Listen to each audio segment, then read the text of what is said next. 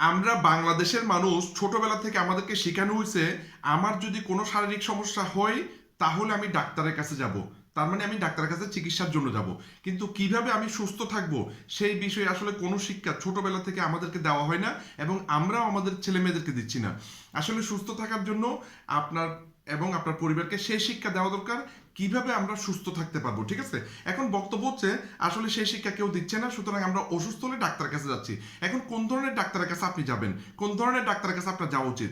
আমার পরামর্শ হচ্ছে, মনে করেন আপনার ডায়াবেটিস রোগ হয়েছে, আপনি এমন ডাক্তারের কাছে যান যিনি ডাক্তার যার ডায়াবেটিস আছে এবং উনি চিকিৎসার মাধ্যমে ওনার ডায়াবেটিস কন্ট্রোল রাখতে পারছে, এই ধরনের ডাক্তারের কাছে গেলে আমার মনে হয় আপনি সঠিক পরামর্শ পাবেন।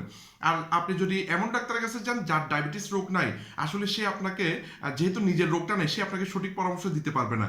তো ভিডিওটি উপকারী মনে হলে শেয়ার করবেন। ধন্যবাদ।